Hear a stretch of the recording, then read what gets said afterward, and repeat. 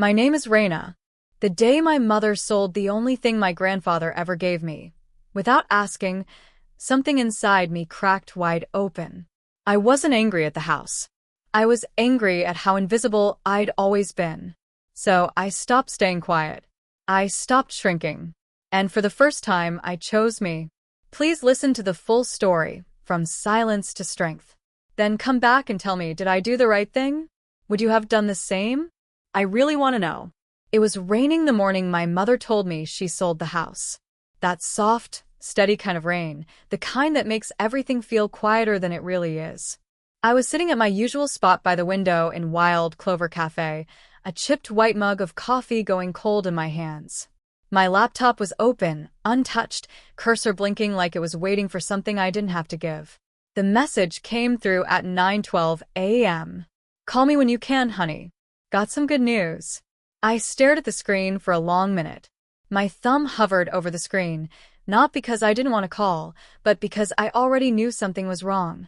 It's strange how your body can sense a betrayal before your brain has the words for it. Still, I called. Sweetheart, my mother's voice rang through with an upbeat brightness that made my stomach knot. I'm so glad you called back. I've been bursting to tell you. We found the perfect venue for Alora's wedding. It's right on the peninsula, and get this, there's an actual vineyard. Can you believe that? I swallowed hard, my voice catching. That sounds nice. Oh, it's beautiful, she continued. But here's the real cherry on top. We finally sold the lake house. Just like that. Like she was telling me they'd switched cable providers. I didn't say anything. I think she mistook my silence for surprise. I know, she laughed. It's just an old place. But the buyers love rustic charm, and it's going to help cover the deposit for the venue and the caterer. Alora's always dreamed of something elegant, you know. Something meaningful. I leaned back in my chair, watching raindrops race each other down the window. I could barely hear her after that. I remembered the last time I stood in that house, the smell of cedar, the way the floor creaked like it was clearing its throat. I remembered sitting at the kitchen table with Grandpa, steam rising from mugs of cocoa while he flipped through old photo albums. He'd pressed the house key into my palm that day, so casually it almost didn't feel real. You've never asked for much, he'd said. That house is yours when I'm gone. You need somewhere the world doesn't get to touch. But it had been touched. Taken really. Sold like a prop in someone else's fairy tale. I didn't know it was on the market. I finally said, but my voice came out smaller than I wanted it to. Oh, honey, don't be upset, Mom replied quickly, switching to her soft lecture tone. You're not even living there. And it needs so much work, the plumbing, the roof. Honestly, it would have just been a burden for you. It wasn't a burden, I said. It was mine. There was a pause, the kind that spreads like a bruise. We all have to make sacrifices for family, honey. Alora's wedding is a once-in-a-lifetime thing. You're not even married yet, you'll be fine. That last part stuck. Not because it was cruel, but because she meant it. She really believed I didn't need anything, that I could keep absorbing and adjusting forever. I said nothing else. I ended the call politely, then stared at the table for a long while. The rain was heavier now. Wild Clover was nearly empty, just the hum of a barista behind me rinsing out espresso cups. I reached into my tote bag and pulled out the folded sketch of the kitchen I'd been designing. Farmhouse sink, open shelving, a breakfast nook near the window overlooking the lake. I'd drawn it on a napkin one night after staying too long at the house, lost in memory, and maybe just a little bit of hope. That hope felt foolish now, like imagining a garden on someone else's land. My hands trembled slightly as I flattened the drawing on the table. My name was written in the corner, in cursive I hadn't used since high school. I traced over it, almost like I needed to remember it was real. Then I asked the one question that had been sitting in my chest for years, even if I didn't know it until that moment. When do I get to matter? And just like that, something started to shift. Not loud, not angry. Just a quiet realization that maybe, just maybe, I'd spent too long waiting for permission to exist in my own story. Micah's porch always smelled like chamomile and old pine. That night, the air was cool and wet, still clinging to the long drizzle that had settled over Port Orchard all day. We sat there side by side, wrapped in oversized sweaters, listening to the hum of crickets that somehow always knew when to fill the silence. I held the chipped blue mug in both hands, letting the heat from the tea ground me. Or at least try to. My mind was still back at the cafe, back on that call. Mom's voice had been so bright, like the sun shining on someone else's day. Like she was doing me a favor. Micah didn't ask anything right away. That's the thing about him. He's got the patience of a tide. Just lets you come in when you're ready. We sat like that for a while, both looking at the street lamp light pooling on the driveway. Then he asked it. That one question I hadn't let myself think about yet. If it wasn't Elora's wedding, he said, setting his tea down, what would that house have meant to you? I blinked, took a breath. And for a second, I thought I could answer him with something clean, something simple like memories or sentiment. But nothing came out. That house wasn't just walls and windows. It was the only place in the world where I didn't have to prove I belonged. Grandpa never needed me to be cheerful or helpful or presentable. He never said things like, you should smile more, or let Elora go first. She's more sensitive. He just let me be. That little cabin by the lake. It saw me without asking for anything in return. When I was little, I finally said, I used to hide in the pantry there. Not because I was scared or anything. It just felt like a place that didn't need me to speak. Micah nodded. That's a big thing. It was the first place I ever felt real, I said, and then paused, realizing how small that sounded. Like I existed, even when no one was looking. He didn't say anything. He didn't need to. Then he shifted, leaning forward slightly. I went by there on Monday. I looked at him. What? Drove past it on my way back from the farmer's market, he said, slow, like each word might sting. Your mom's car was out front. And a rental truck. Thought maybe they were cleaning out junk or something. My chest tightened. That was before she called me. Micah gave a soft nod. Eyes steady. I figured. So they'd already started packing. Already hired someone. Already walked through my kitchen, and pointed at cabinets and shelves and said, this goes, that can be donated.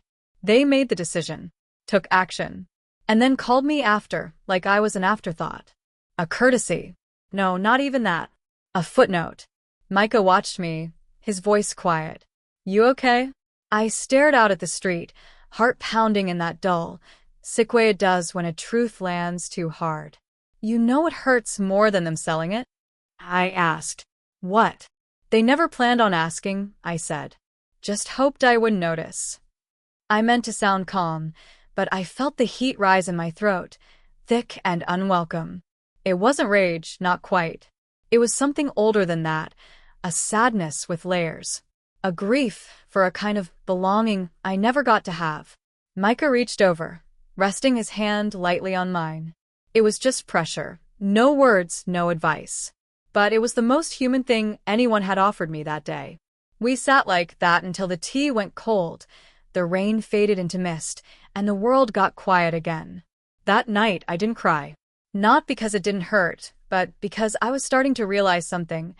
Pain doesn't always show up in tears. Sometimes it shows up in silence.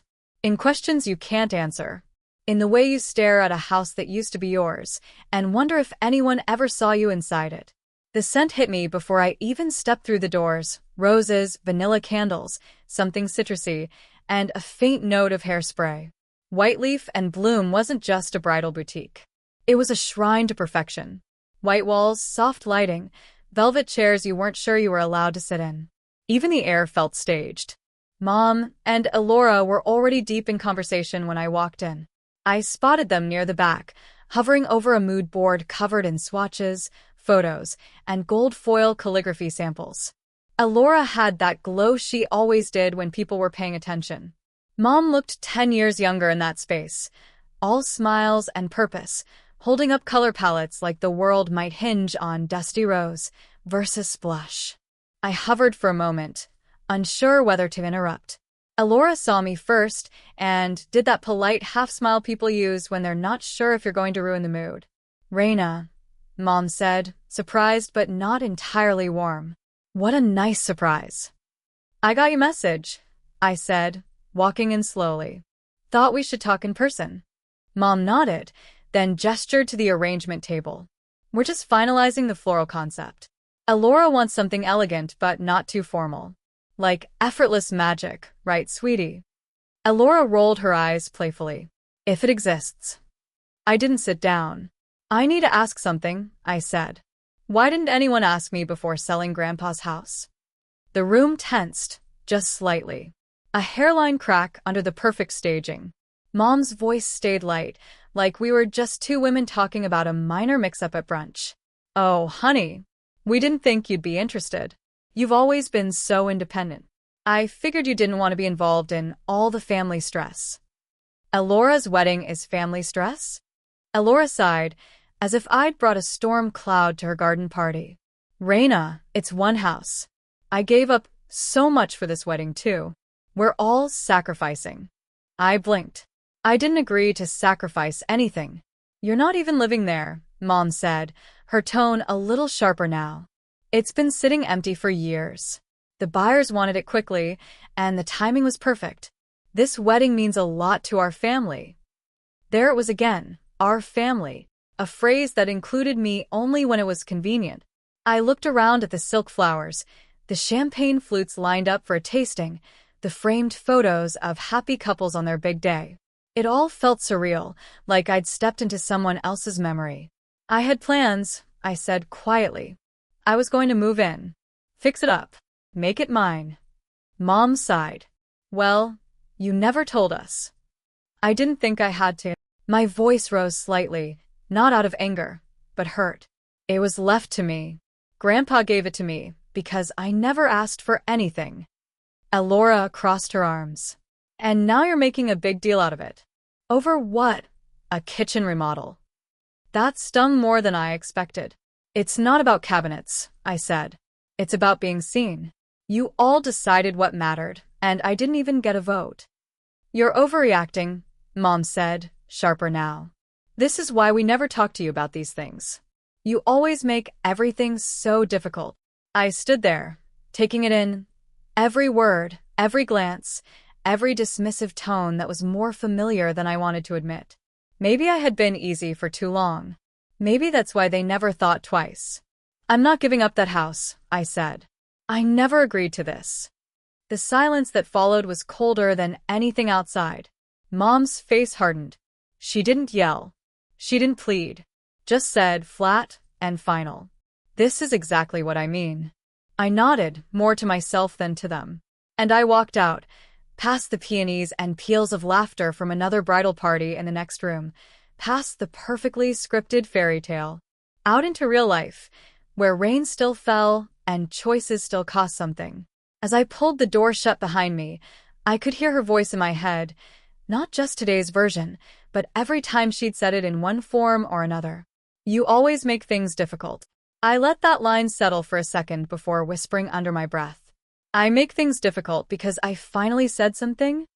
Micah showed up just before the sun tucked itself behind the ridge, carrying an old shoebox with both hands like it might fall apart if handled too roughly.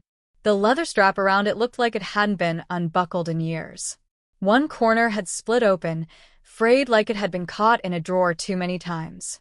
He didn't say a word at first, just handed it to me with that quiet, unshakable calm of his, the kind he saves for moments that really matter.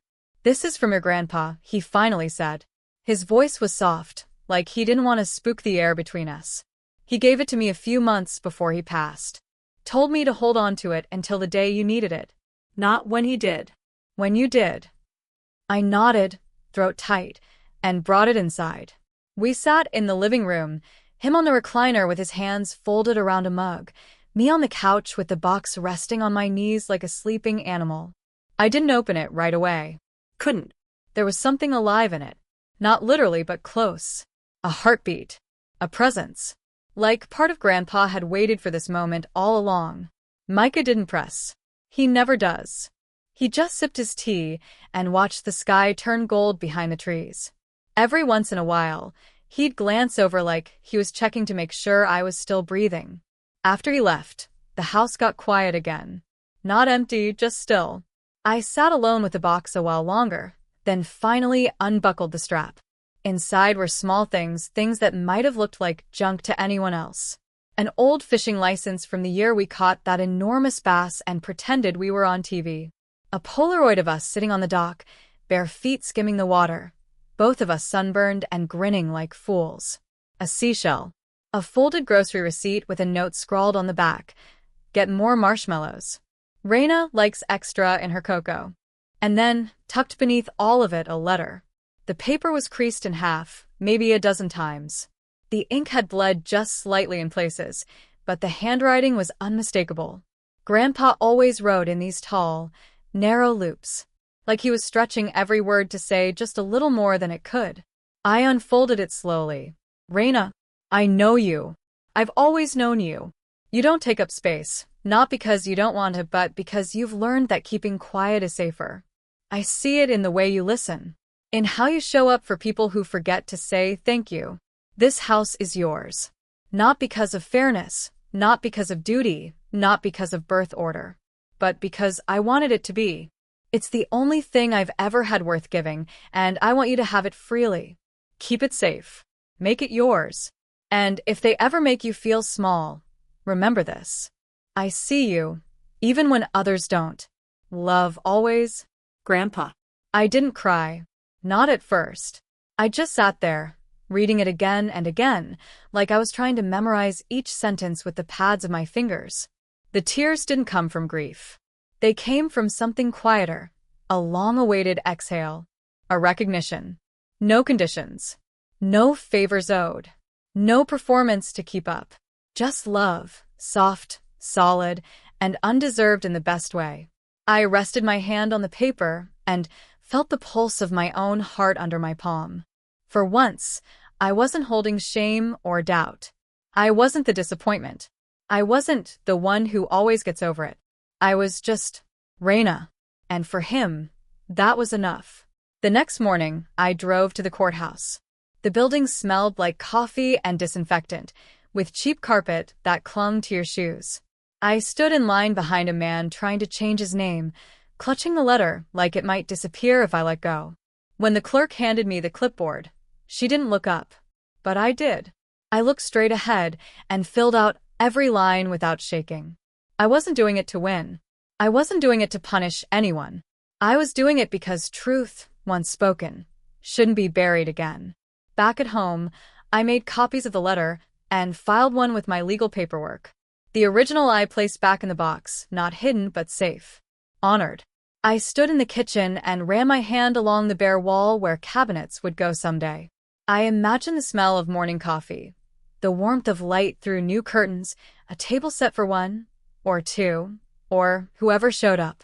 And then, quietly, I placed my hand over my heart, over the place where that letter had settled like a stone in a riverbed. I closed my eyes and whispered, not to Grandpa, not to the world, just to myself. This is the first thing that's ever really been mine. It started with a text from someone I hadn't spoken to in over a decade. We were barely friends in high school, just two people who shared a chemistry class and a few glances during group projects. But her message landed like a warning shot. Hey, is everything okay with your mom? Just saw that post. Kinda heavy.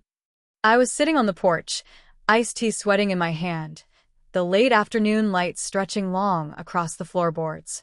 The shoebox was still open on my lap, Grandpa's letter folded neatly beside a photograph of the two of us by the lake.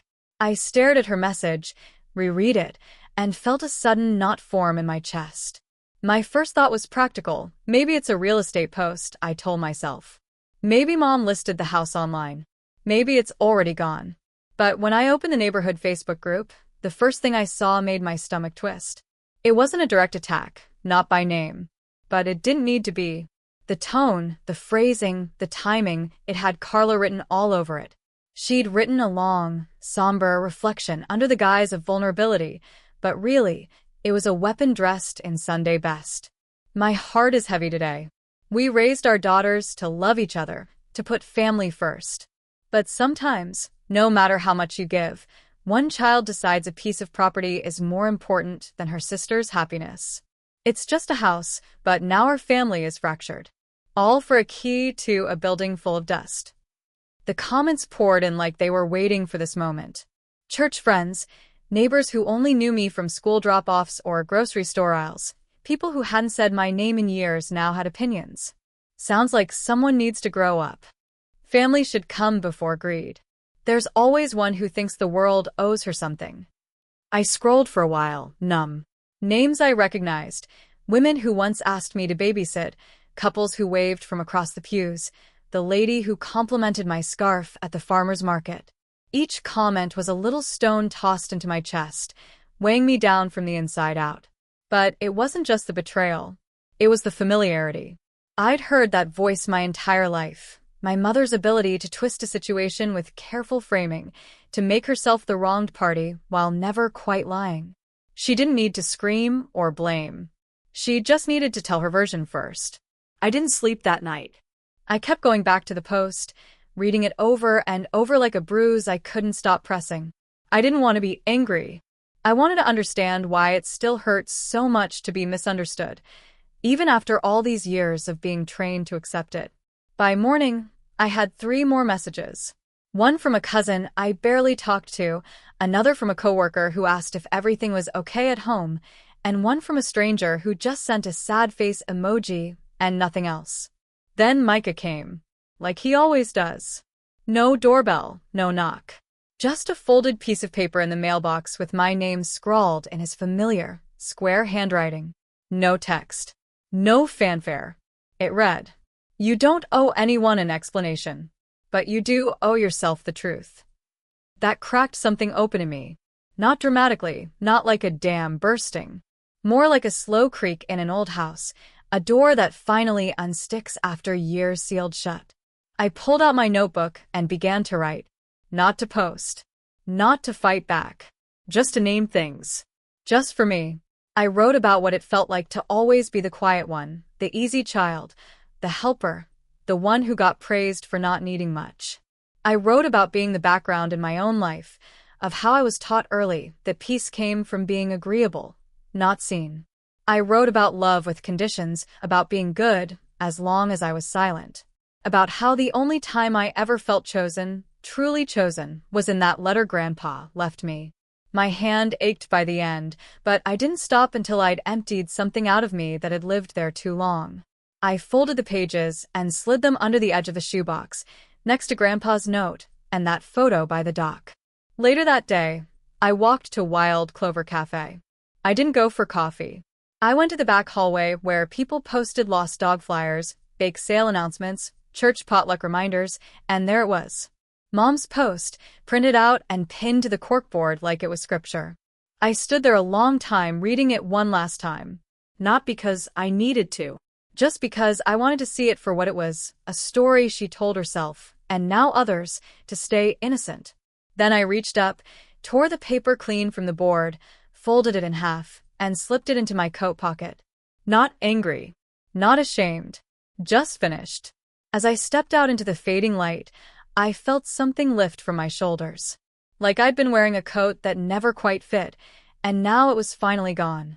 I whispered it to myself, soft but steady. I won't let the world write my story for me. The lawyer's office felt colder than it should have, like the air conditioner hadn't quite figured out how to stop running. The place smelled faintly of printer toner, old carpet, and something vaguely citrus. Maybe a forgotten air freshener in the corner. A ticking clock on the wall sounded like it belonged in a school nurse's office. Too loud. Too steady. I sat in a plastic chair that creaked every time I shifted my weight, which made me sit even more still. I was clutching the manila folder like it was the only solid thing keeping me upright. Inside was Grandpa's letter, worn from the number of times I'd unfolded it. I could feel its shape pressing through the cardboard, like it was alive. Across from me, Denise Calderon, a woman in her late 50s with a calm, razor-sharp presence, adjusted her glasses and flipped through the documents with a kind of methodical ease that suggested she'd seen just about every kind of family mess imaginable. I expected her to ask questions, to gently imply that maybe I was being emotional. But she didn't. She read Grandpa's letter slowly. Once. Then again. When she looked up, her voice was measured, but firm. "This qualifies as a personal directive," she said. "It's not legally binding in the same way a formal will is, but when combined with the current property records and the fact that the deed was never legally transferred, you're in a strong position." My hands were clammy against the pen she offered. "If I file a formal objection," I asked, "what does that do?" "It halts everything," she replied. "The sale can't proceed until the matter is legally resolved. A judge will review the documentation, and until then, the house can't legally change hands." I stared down at the paper. I could feel my heart pounding against the inside of my ribs. Not from fear, not exactly. It was something else. Something that felt like stepping off a dock into deep water. I signed. The pen tip scratched the surface of the form, and I watched my name appear in ink, one letter at a time. It was strange how something so small, the curve of an R, the flick of an A, could feel like a declaration. Denise gathered the papers and slid them into a slim blue file. "We'll send a copy to the other party today," she said, calm as ever. "If they have legal counsel, we'll hear from them soon."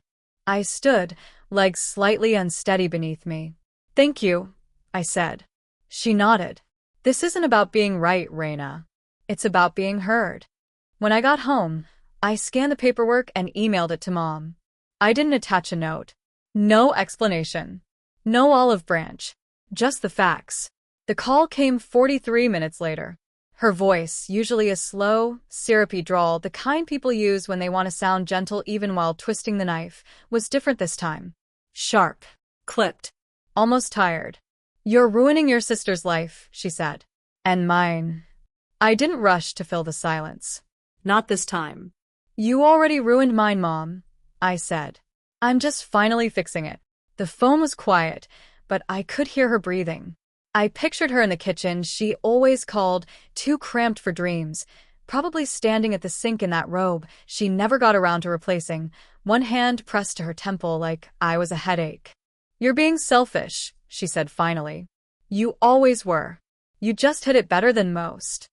The word stung, the kind of sting that comes from an old bruise being pressed, not from fresh injury. I didn't respond. I didn't have to. She hung up without saying goodbye. Later that night, Alora called. She wasn't angry. She was crying. Those soft, broken sobs that used to unmake me when we were kids. I'd spent years trying to be her emotional crutch, the one who steadied her storms, who took the hits and smiled through them. But I wasn't that girl anymore. "You've always been the calm one," she said between sniffles. "Why now? Why are you doing this now?" "I'm not taking your wedding away," I said quietly. "I'm keeping what was mine. There's a difference." "It doesn't feel different," she whispered. "I know," I said, "because you're used to me not taking up space. But that's not my fault. And it's not my job anymore to stay small so others can be comfortable." She didn't answer. The line went quiet and then ended. The sky was dark when I drove out to the lake house. The porch lights were out, but I didn't turn anything on. I just walked around back with a flashlight and found the old sign Grandpa carved by hand, the one that used to hang near the dock. It was cracked down the middle, weather-worn and brittle, but the words were still there, etched deep into the grain. "Let this be a place of peace." I carried it up to the porch and nailed it to the beam beside the door. Not to make a statement. Not to be dramatic. Just because I needed something true to stand in plain sight. And for the first time in years, I didn't feel like someone begging to belong. I felt like someone who finally did. She arrived just after noon. No call. No text. Just the slow crunch of gravel under tires as her old white sedan crept up the drive like it wasn't sure it was welcome either. I saw her from the kitchen window, the way her hands gripped the steering wheel longer than necessary after the engine shut off. She stepped out carefully, her posture stiff, like someone walking into a room where they didn't know if they were still invited. In her arms was a worn, leather-bound photo album, the same one that used to live on the bottom shelf of the hall cabinet, the one she only pulled out for holidays or company. I hadn't seen it since before Grandpa's funeral. I didn't go to the door. I didn't need to. A few seconds later, the knock came, not forceful, not timid, just practiced. like muscle memory. When I opened it, she looked different. Not older exactly, but worn. Her face was soft around the edges, the kind of soft that comes from weight you carry for too long without setting it down. Her eyes met mine for a flicker of a second, then dropped. "I just want to talk," she said. I didn't say anything. Just stepped aside and let her in. She walked slowly through the living room, pausing like she expected the house to speak back to her. At the kitchen table, she sat in the same seat she always used to, like no time had passed, like this space still belonged to her. She placed the album on the table, hands folded neatly over it like she was preparing an offering. "I brought this," she said, fingers brushing the worn leather cover. "Thought maybe it could help us remember who we were, who we are, before all of this." I stayed standing. She opened the book slowly, the pages sighing beneath her touch. There were birthdays, pool parties, Thanksgiving pies. She flipped to one of me and Alora, both of us in pale yellow Easter dresses, mine wrinkled, hers perfect. She was beaming at the camera. I wasn't. I was looking off to the side, up at Grandpa, my hand in his. "I look through these sometimes when I can't sleep," she said. "I tell myself I did the best I could, that I wasn't trying to control everything, I just wanted things to stay okay." Her voice wobbled on the word okay. She cleared her throat, but didn't look up. "I know I'm not easy," she added, her voice low now. "But I loved you the best way I knew how. It's lonely, Raina. The house is too quiet now, and I don't know how to fix any of this." I crossed my arms loosely. Not in defense, just to keep steady. "You taught me to keep quiet, to keep peace," I said. "But peace that costs me everything I am, that's not peace. That's just silence." Her fingers clenched slightly around the album's edge. Her eyes stayed on the page. "I don't know how to love you the way you wanted," she said after a long pause. "Maybe I never did." Her honesty didn't shock me. It didn't sting either. It just settled, like rain on dry earth. Heavy but necessary. I nodded. "You don't have to anymore," I said, my voice soft but steady. "I've learned how to love myself." That's when her eyes met mine. Really met them. And I saw it land. Not as offense, not as defiance. Just the quiet weight of something she couldn't undo. I walked to the table and placed my hand gently on the photo album. Then, slowly, I slid it back toward her. "I don't need this to remember who I was," I said. "And I don't need it to define who I'm becoming." She didn't argue. She didn't apologize. She just closed the album and stood, her movements slow, like she was wading through something thick. At the door, she lingered a moment, looking out toward the lake. The wind had picked up, rustling through the tall grass and the old pines that lined the edge of the property. "I hope you're happy here," she said, quieter now. "Your grandfather always said you belonged in this house." I didn't respond right away. I just held the door open and watched her walk out onto the porch. Her steps were light, but her shoulders carried the shape of everything unspoken between us. She didn't look back as she made her way down the steps. And I didn't ask her to. I closed the door behind her. Not with anger, not to shut her out, but to keep myself in. No slamming, no theatrics. Just the quiet sound of a line being drawn for the very last time. I leaned against the doorframe, eyes closed, and let the silence settle around me. And for the first time in my life, it didn't feel empty. It felt like freedom. The sun was soft that afternoon, not hot, just warm enough to soak through my sleeves. A breeze rolled in off the lake, carrying that clean, woodsy smell I remembered from summers with Grandpa. I sat on the porch swing with a mug of tea in one hand and my old leather journal balanced on my knees, the kind with pages that whisper when you turn them. I'd been writing more lately. Not for anyone else, not even to make sense of everything, just to tell the truth, out loud and on paper in my own way. The house was mine now. Officially. Legally. Fully. The process didn't drag on the way I feared. Grandpa's letter held weight, more than I ever thought it would. The lawyer said the court accepted it without dispute. The buyers backed out quietly. My mother never responded after that final visit, and I stopped expecting her to. I think she knew. Maybe she always did. That moment, sitting in Denise Calderon's office, sliding those documents across the desk. It was the first time I ever fought for something that wasn't for someone else. Not to keep peace, not to prove I was worthy, not even to fix anything. Just because I wanted to. Because I had a right to. Micah said something afterward that stuck with me. We were walking out of the courthouse when he looked over and said, "You didn't ruin anything. You reclaimed it." I hadn't realized how much I needed to hear that. A week later, he showed up at the house with a box of picture frames and a potted lavender plant that smelled like calm itself. We spent the whole afternoon rearranging furniture and putting up prints we found at a thrift store. He even convinced me to hang my old sketches, the ones I used to keep hidden in drawers because I didn't think they were good enough. The kitchen looked just the way I'd imagined it on that napkin months ago. Lightwood shelves.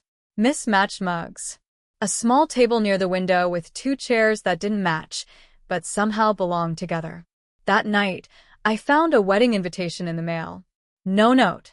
Just my name printed in the same pale script they probably used for every guest. I ran my thumb over the gold lettering for a while, not out of hurt, but curiosity. Like reading something in a language I used to speak.